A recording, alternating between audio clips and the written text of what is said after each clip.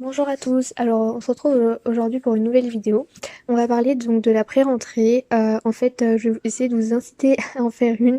Voilà, vous expliquer comment elle se déroule, quelles ont été mes premières impressions quand je l'ai faite.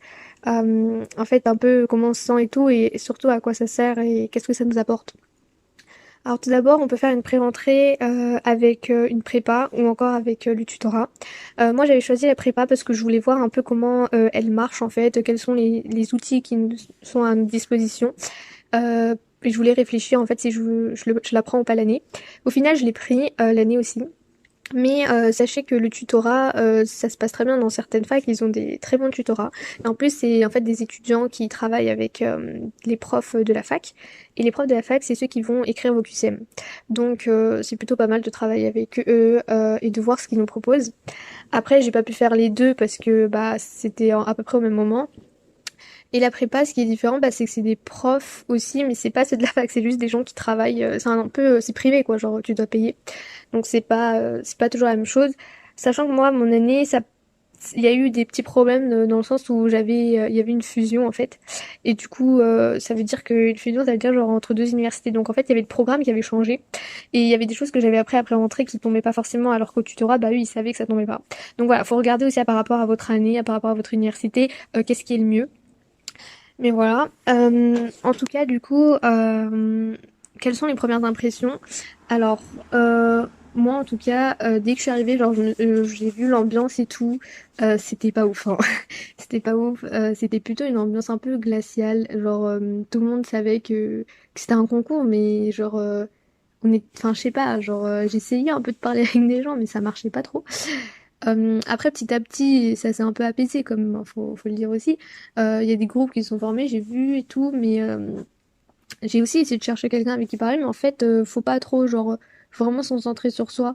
Après, c'est un peu égoïste peut-être de dire ça, mais c'est important parce que bah cette année, on sait très bien que c'est différent du lycée, que c'est différent des autres universités, enfin des autres filières autres que la santé, parce qu'on sait que c'est une des années les plus difficiles, on va dire, que les élèves peuvent avoir.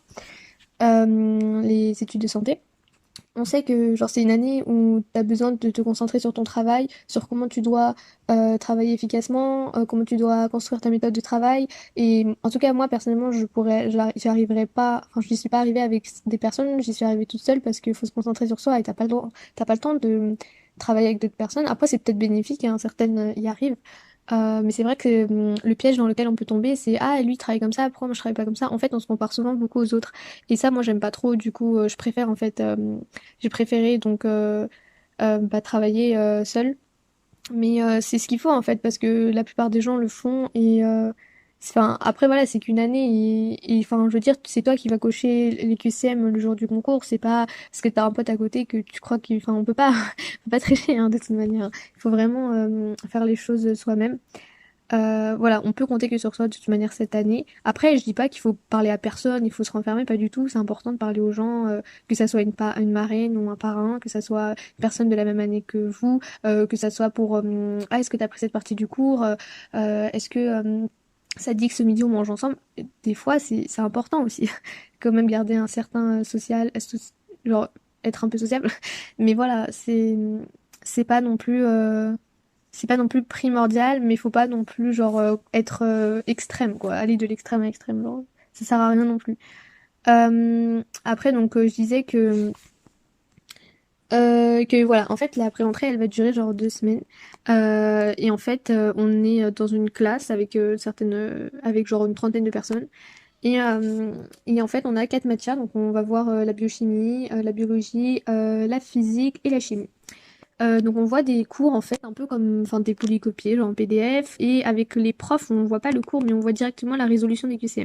Donc en fait dès ton premier cours tu vois un truc, c'est vrai que t'es assez perdu. Mais bon, faut pas se focaliser sur ça, c'est juste une première approche, et la première approche c'est sûr que ça donne un peu une petite claque parce que voilà, il y avait les vacances hier et là bah on commence vraiment en fait, et du coup c'est vrai que ça donne une petite claque. Après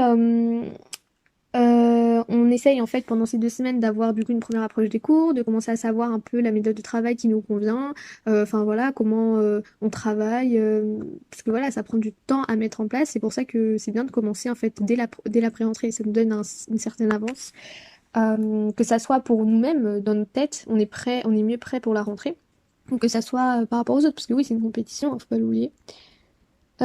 Après voilà, je voulais aussi revenir sur un point, c'est que c'est important de se sentir un peu nul au début. Je vous le dis, vous serez nul au début, c'est normal. Moi j'étais très très nulle, même j'étais arrivée dans les derniers euh, pour les concours blancs qu'on avait eu à la pré-entrée. Et j'y arrivais pas trop en fait, vraiment au début, mais j'ai pas lâché, j'ai continué. C'est normal aussi de pas réussir les QCM. Mais en fait, il faut juste les refaire, les refaire, les refaire. Même si, parce qu'on connaît la réponse, du coup c'est facile, bah c'est pas grave, vous les refaites. Et surtout, il faut comprendre comment on en y est arrivé. C'est pour ça que les trucs que vous y arrivez pas ou les erreurs que vous faites, bah vous essayez de les rectifier. Et après, voilà, en fait, c'est l'entraînement sur le long terme qui va porter ses fruits. C'est normal qu'en 2 semaines, vous n'allez pas avoir trop de changements, mais quand même, vous allez avoir appris beaucoup de choses. Après, voilà, les efforts vont apparaître, vous allez devenir un peu comme une machine, en fait, qui va tout connaître sur QCM. On connaît les pièges qui reviennent, on connaît comment c'est écrit, etc. Parce que oui, il y a une façon aussi de faire les QCM selon les profs et tout. Bon, après, moi, je me suis jamais trop concentrée dessus, j'ai juste fait les annales. Mais ça, on en reparlera. Donc, comment travailler du coup pendant cette pré-rentrée, parce que c'est important aussi de savoir comment on doit travailler, parce que c'est vrai que moi je ne savais pas trop. Alors, déjà, c'est vrai qu'on est perdu, on est stressé. Euh, donc, c'est bien de savoir un peu comment gérer la pré-rentrée, commencer sereinement, parce que pour la tête ou pour, pour être bien dans sa tête. Alors, tout d'abord, il faut vous reposer pendant les vacances, parce que c'est que 1 mois et demi au lieu de 2 mois. En plus, vous avez passé le bac. En tout cas, prendre de l'avance pendant les vacances, genre pendant les 1 mois et demi travailler, je pense pas que c'est une bonne idée. Parce que la terminale, c'est pas du tout repos non plus, même si, bon, c'est quand même beaucoup moins que la PACES. Ah, pardon, la passe. C'est quand même, on va dire, l'année un peu la plus difficile aussi du lycée. T'as beaucoup, beaucoup de choses à apprendre et tout. Du coup, c'est vraiment important de prendre ses 1 mois et demi de vacances, de vraiment vous reposer. Si vous pouvez partir en vacances, tant mieux. Sinon, vous reposez chez vous, faites ce que vous voulez, mais vous vous reposez, d'accord? Parce que c'est très important. Pourquoi? Parce que si vous prenez pas de vacances et que vous n'êtes pas prêt physiquement et mentalement, ça va être très difficile enfin, pour la reprise. Et toute l'année, vous allez travailler et vous n'allez pas avoir de repos. Donc c'est pour ça que je vous incite à vraiment vous reposer. Parce que vous allez devoir tout donner vraiment, c'est votre rêve et vous pouvez pas redoubler, vous n'avez pas de deuxième chance à part après si vous passez par des LAS 2, LAS 3, etc. En tout cas, avant de parler de doublage ou je ne sais quoi, il faut donc parler de la pré-rentrée. Ce qui est important dès le premier cours, c'est de bien écouter. Ouais, ça va être un peu difficile, hein, sachant qu'on revient des vacances et tout. Mais bon, il faut bien écouter parce que tout ce qu'il dit le prof et tout, il faut aussi lire la leçon en rentrant. Il faut revoir surtout les QCM. Il faut essayer de apprendre du coup au moins et de lire. Euh, mais voilà, faut pas dépasser 4 heures en fait de travail personnel genre à côté parce que en fait vous avez 4 heures aussi de cours la journée et vous avez aussi des heures de transport peut-être donc ça va être fatigant, il faut vraiment y aller mollo parce que le rythme de 10 heures, hein, le fameux 10 heures des passés, 11 heures, 12 heures, ça se fait, ça prend en fait sur le long terme, hein. Et après vous allez même plus les sentir les heures, mais voilà. Après, faut revoir en fait tous les 2 jours les cours anciens. Si vous pouvez aussi prendre de l'avance pour le cours du lendemain, genre vous le lisez. En tout cas, ce qui est bien aussi, c'est de faire un récap le week-end, de vous concentrer surtout sur les QCM. Parce que moi, l'erreur que j'ai faite, c'est que je m'étais beaucoup concentrée sur les cours, mais pas assez sur les QCM, la résolution des QCM, les entraînements et tout. Parce que il faut savoir genre comment ça marche en fait, pourquoi genre le raisonnement qu'il faut avoir pour résoudre un QCM, surtout pour les matières à réflexion.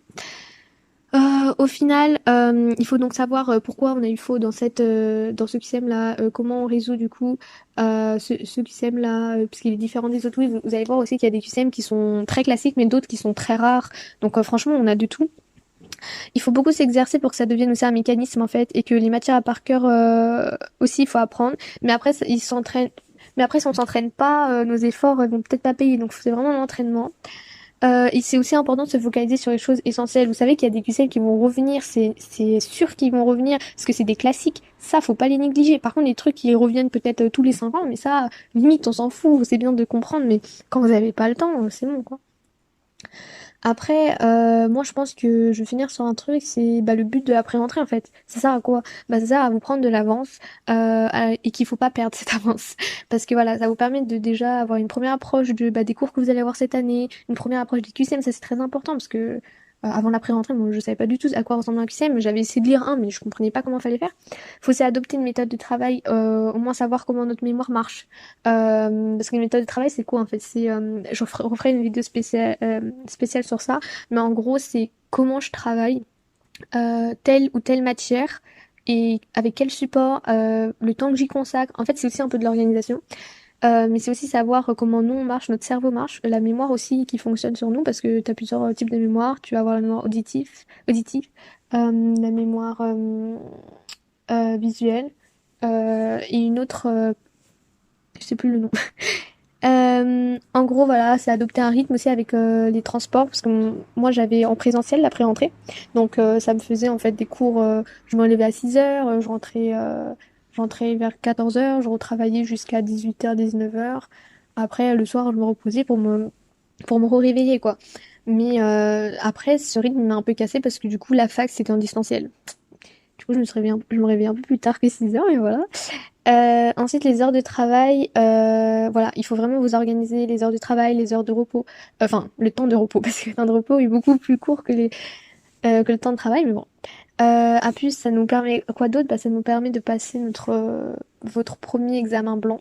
Donc voilà, savoir si vous avez bien travaillé, est-ce que il faut changer telle chose dans ma méthode, etc. Ça va vous familiariser avec les conditions en fait de l'épreuve. Par exemple, comment remplir une grille. Ça, c'est important, hein. Comment suivre donc correctement les consignes, avec le stress, le timing qui est imposé, les gens qui sont autour. Voilà, il y a un certain stress quand même, parce qu'on va être classé au final, même si le classement, il compte pas, mais il va compter pour la pré-rentrée, savoir si vous avez bien travaillé. Mais sachez que ça veut rien dire, parce que la compétition, elle se joue pas que pendant la pré-rentrée, genre elle va se jouer pendant tout le semestre, en fait, jusqu'à genre la dernière. Donc voilà, le classement ne veut rien dire du tout, parce que vous avez peut-être un mauvais classement, mais avec tous les efforts que vous allez faire pendant le semestre, ça va changer, et ça c'est sûr, ça m'est arrivé. Mais ça peut être aussi le contraire, hein. Faut pas se reposer sur ses lauriers parce qu'on est arrivé dans le top 100 ou dans le top 10, ça veut rien dire du tout en fait, parce que tout se joue jusqu'à la dernière minute, jusqu'à la dernière case que vous cochez, le dernier jour du concours. Donc vraiment, rien n'est joué pendant la pré-rentrée, c'est juste en fait une, un outil pour vous permettre de commencer un peu plus sereinement et d'avoir des petites bases quoi et de pas genre commencer enfin d'aller à la rentrée et de rien connaître du tout sur cette année, sur les matières, sur les QCM. Au moins vous avez certaines bases et ça c'est très très important d'avoir des bases pour être moins stressé, avoir déjà une sorte de rythme et comme ça vous allez encore plus progresser quoi. Vous n'allez pas commencer à travailler, mais vous allez commencer à progresser. Et ça, c'est très important. Voilà, j'espère que ça vous a plu. N'hésitez pas à me poser des questions.